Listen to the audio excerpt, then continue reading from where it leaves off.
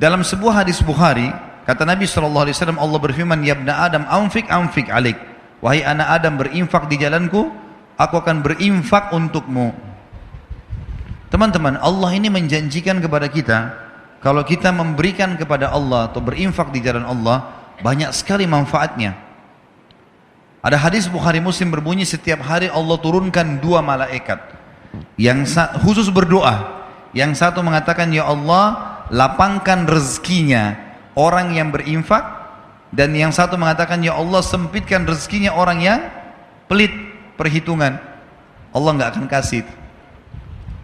Kemudian juga teman-teman sekalian, Allah membalas setiap infak kita itu minimal 10 kali lipat loh, 1000%. Kalau di masjid ini misalnya ada seseorang datang, orangnya kita kenal secara nasional, kemudian punya perusahaan besar, kemudian jelas ya, usaha-usahanya jelas segala macam, dan produk yang dijual juga menguntungkan. Lalu dia tawarkan ke kita, nih siapa yang ikut investasi, misal 100 juta, dia dapat akhir bulan 100%, jadi 200 juta.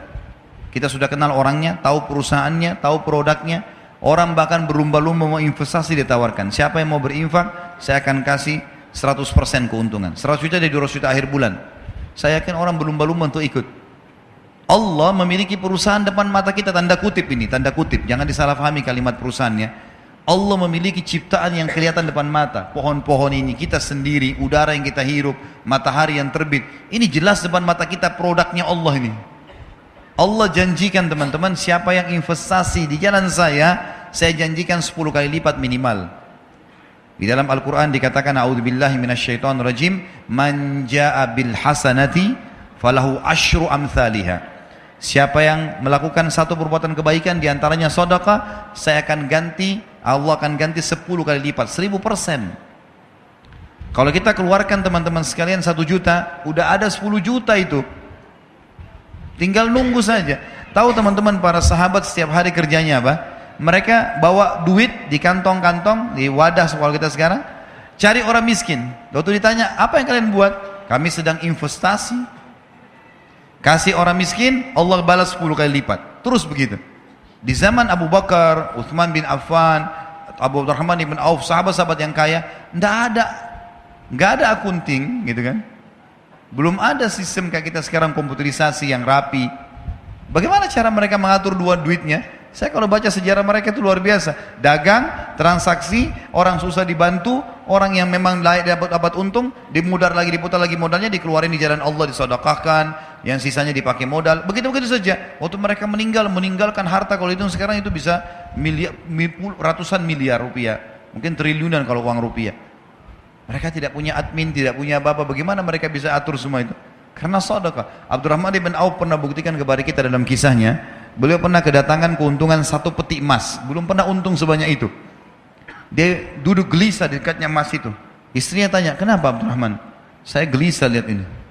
Enggak pernah keuntungan kita sebesar ini. Allahu alam kalau terjadi di seseorang di antara kita yang dapat 1 peti emas, mungkin udah di dalam di tanah kali ya. Supaya enggak ketahuan di mana. Dia gelisah, istrinya bilang, kenapa? Saya gelisah, nggak pernah ada keuntungan begini. Kata istrinya, lalu apa yang kau lakukan? Saya mau infakkan jalan Allah. Jangan ada di rumah malam ini. Baik, sama istrinya bungkus-bungkus, bagi-bagiin, malam itu habis. Besok datang 2 peti. Kisah nyata ini. 2 peti yang seperti itu. Istrinya bilang, ini gimana? Infakkan lagi. Besoknya 3 peti. Setiap dikeluarkan, dibalas sama Allah, cash langsung pada saat itu. Cuma mau berani atau enggak nih? Percaya atau enggak? Ini kadang-kadang makan sama temannya, mau traktir atau enggak ya? Ragu. Kadang-kadang tunggu temannya pegang dompet baru bilang, saya aja enggak apa-apa. Oh enggak apa-apa temannya, Pak. Oh ya sudah dibayarin enggak apa-apa. Sering-sering ya. Pesannya sering-sering gitu. Ini salah ini. Di jalan Allah 10 kali lipat. Praktekin, ini rumus yang sederhana. Infak, Allah bilang di jalanku, aku akan balas infakmu itu. Pasti lebih banyak. Dalam hadis Bukhari, kata Nabi SAW, orang sebelum kalian ada 2 orang, dua-duanya bersahabat, dua-dua punya kebun, musim kemarau, nggak ada hujan sama sekali. Kata Nabi SAW, ini si A sama si B, dia disebutin namanya. Kata Nabi SAW, salah seorang dari mereka, kita anggaplah misalnya A sama B, si B ini. Dia bilang, saya melihat ada awan lewat di atas kebun saya, dan saya dengar suara mengatakan, turunkanlah hujan di kebunnya si Fulan, temannya dia di sebelah. Maka dia bilang, saya bingung, kenapa ada suara dari awan? Saya ikutin, ini hadis sahih riwayat Bukhari, penyampaian Nabi SAW. Kata Nabi SAW, dia pergi ke kebun temannya. Ternyata betul hujan turun cuma di situ saja. Yang lain enggak, musim kemarau. Lalu kemudian dia tanya temannya, apa yang kau lakukan dengan kebunmu? Dia bilang, hasilnya kebun ini saya bagi 3. Hasilnya saya bagi 3. Sepertiga saya infakkan dulu jalan Allah. Sepertiga saya pakai untuk kembali modal. Sepertiga saya pakai buat kebutuhan keluarga saya. Kata temannya, pantas kau dapat ini. Ada ipar saya di Ternate, teman-teman saya pernah datang ke sana. Pulang ceramah jam 11:30 malam, suara rumahnya masih pakai seng di belakang. Ternyata ada suara kayak batu besar, pang gitu ribut. Saya kaget, dia ketawa. Dia bilang itu mangga jatuh. Mau coba? Iya, orang Ternate bilang ini mangga madu. Ya. Saya nggak tahu di Makassar kita bilang apa tuh, di Jakarta mana lagi katanya. Ada titik-titik madunya di dalam. Coba coba, memang manis sekali. Masya Allah saya makan sama dia. Saya bilang besok pagi saya mau lihat pohonnya. Dia bilang ya silahkan. Terus dia bilang, pohon ini sepanjang tahun berbuah terus. Saya bilang kok bisa? Dikasih bibit? Dia bilang enggak. Saya biarin aja begitu. Pokoknya dia sepanjang tahun berbuah. Biasanya kan mangga kita tahu setahun sekali kan. Paling maksimal setahun 2 kali itu sudah luar biasa. Besok pagi habis sholat subuh di masjid saya keluar, saya ke rumahnya, saya pamit ke belakang. Ternyata pohon itu cuma pendek, mungkin cuma 3 meter, seperti mungkin tiang masjid ini. Kemudian buahnya banyak sekali, sampai mau jatuh ke paving bloknya itu.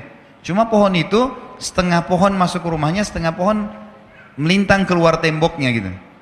Terus dia keluar, dia bilang, tiba-tiba kayak Allah kasih jawaban ke saya, dia bilang, ini setengahnya yang masuk ke sini saya pakai buat saya sama keluarga, kalau ada tamu datang saya kasih. Yang keluar itu saya nggak pernah ambil. Siapa saja boleh ambil, silahkan. Saya bilang itu rahasianya kenapa berbuah sepanjang tahun. Coba pertemukan dengan antum di sini, dibungkus plastik, ya. Anaknya saja lihat nggak boleh. Hah? Anaknya nggak boleh sentuh. Jangan sentuh ya nak, nanti kalau sudah masak. Kadang-kadang subhanallah ada orang pelit sekali. Dia beli makanan favorit masuk di kulkas, anaknya nggak boleh sentuh, istrinya nggak boleh sentuh. Wah luar biasa nih. Ya. Bagaimana bisa Allah kasih? Maka mulai sekarang harus royal di jalan Allah. Dalam masalah infak teman-teman jangan perhitungan.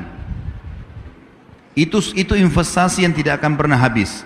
Allah Subhanahu wa taala mengingatkan dalam Al-Baqarah surah nomor 2 ayat 254 agar jangan menyesal. Karena kalau teman-teman punya rekening 1 miliar, 2 miliar nggak pernah berinfak di jalan Allah, pada saat meninggal teman-teman demi Allah akan menyesal. Coba dulu saya kasih masjid ini ya, coba dulu saya kasih pesantren ini ya, coba dulu saya beliin Quran ya. Udah telat, udah nggak bisa lagi. Iya kalau ahli waris kita bangun di masjid, kalau enggak, kalau mereka pakai buat kebutuhan mereka saja gitu. Allah berfirman, a'udzubillahi minasyaitonirrajim, ya ayyuhalladzina amanu anfiqu mimma razaqnakum min qabli an ya'ti yaumun la bai'un fihi wala khullatun wala syafa'ah wal kafiruna humudz zalimun. Hai orang-orang beriman, infakkan, keluarkan, jangan berhitungan di jalan Allah. Apa yang kami jadikan rezeki buat kalian. Sebelum datang hari, tidak ada transaksi, nggak ada persahabatan, tidak ada lagi pertolongan. Dan orang-orang kafir mereka adalah orang-orang yang zalim. Memberi teman-teman, berikan yang terbaik. Jangan pakai istilah daripada. Daripada makanan rusak di kulkas, kasih aja orang. Nanti rezeki juga daripada ini. Mau dapat ikan paus, pakai kapal tanker. Jangan pakai pancing kecil. Celengan masjid lewat rumahnya Allah loh ini. Lewat celengan, korek kantong yang paling kecil. 2.000, 1.000. Kalau ada 500 kuat, 500 dikasih masuk di masjid. Baru luar biasa cerewetnya. Minta kesehatan, kekuatan, keturunan, selamat dari neraka, masuk surga, minta jodoh yang cantik, yang gagah. Wah ini. Ini kalau malaikat diizinkan cambuk, sudah dicambuk ini. Dalam surah Ibrahim, surah nomor 14, ayat 31 sampai 34 Allah juga berfirman, A'udzubillahi minasyaitonirrajim, Kulli ibadiyalladzina amanu Katakanlah hai Muhammad kepada hamba-hambaku yang beriman, yuqimus shalah. Mereka selalu sholat, jaga 5 waktu sholatnya. Itu waktu absen kepada Allah. Datang on time di awal waktu. Wa yunfiqu mimma razaqnahum sirran wa alaniyah. Dan mereka selalu ikutkan setelah sholat infak. Sembunyi-sembunyi atau terang-terangan. Karena kadang-kadang kita dimintai orang di pinggir jalan sudah. Ingat kaidah dalam ibadah. Kalau ibadah telah tiba waktunya, saatnya eksekusi, bukan saatnya menilai. Misal, azan, lalu kemudian kita lihat ada masjid, kayaknya masjid ini kotor, saya mau masjid sana saja. Bukan saatnya menilai. Azan, sholat, di masjid manapun sholat, gitu kan? Ada orang miskin lewat minta, bukan kita nilai, orang ini masih kuat, orang ini bohong atau tidak, bukan urusan kita itu. Orang lagi minta, Tuhanmu lagi suruh kasih. Bukan menilai, eksekusi kasih orang. Ini pintu syaitan saja, membuat kita selalu menilai. Lalu kapan kita lakukan? Siapa orang yang kita anggap paling layak? Sementara berinfak boleh kepada orang kaya. Sekarang saya kaya, adik saya kaya, lalu saya mau kasih dia uang, bolehkah? Boleh, infak tetap pahala. Apalagi kalau dia orang miskin, tidak selamanya infak itu kepada orang miskin. Kita boleh memberikan makan orang lain, memberikan hadiah pakaian, walaupun dia orang kaya, nggak ada masalah. Nabi SAW mampu dan beliau menerima hadiah. Kemudian dikatakan min qabli an ya'tiya yaumun la bay'un fihi wala khilal, sebelum datang hari di mana kalian akan menyesal karena nggak ada lagi transaksi. Orang-orang miskin yang kita temui di dunia, teman-teman, kalau kita ketemu di mahsyar, walaupun kita mau kasih 1 miliar rupiah sudah nggak laku miliaran rupiah di sana. Mau kasih pahala dia terima, duit dia sudah nggak terima. Mau kasih makanan dia tidak terima. Orang di akhirat tidak butuh makanan dunia. Tidak ada lagi transaksi dan tidak ada juga persahabatan. Lalu Allah menceritakan di ayat 32-nya Ibrahim, Allahul ladzi khalaqas samawati wal arda wa anzala minas samai ma'an fa akhraja bihi minats thamarati rizqan lakum. Yang telah memerintahkan kalian menjaga salat kalian dan menginfakkan apa yang menjadi rezeki buat kalian adalah Allah yang telah menciptakan seluruh langit dan bumi dan telah menurunkan air dari langit dan telah menumbuhkan dengan air-air itu buah-buahan sebagai rezeki buat kalian. Wa sakhkhara lakumul fulka litajriya fil bahri bi amri, dan yang telah menyuruh kalian salat dan berinfak di jalannya adalah yang telah menundukkan buat kalian bahtera-bahtera, sehingga yang telah menundukkan buat kalian lautan dan sungai sehingga bahtera-bahtera kalian bisa meraung di atasnya. Wasakhkhara lakumul anhar, dan telah menundukkan juga buat kalian sungai, jadi laut dan sungai. Wasakhkhara lakumus syamsa wal qamara daibain, dan yang telah merintahkan kalian salat dan berinfak adalah yang telah menciptakan dan mengatur matahari dan bulan yang rutin, matahari pagi hari, bulan di malam hari. Wasakhkhara lakumul laila wan nahar, dan yang telah menyuruh kalian salat dan berinfak adalah yang telah menundukkan malam dan siang.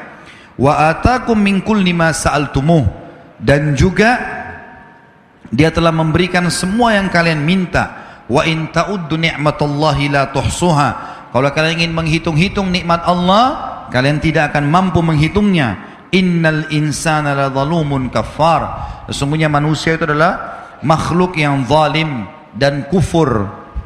Tidak ada haknya dia, tidak ada hak punya dia di situ andil, tapi dia merasa dia punya hak, merasa dia punya hak, merasa dia punya hak, merasa dia punya hak.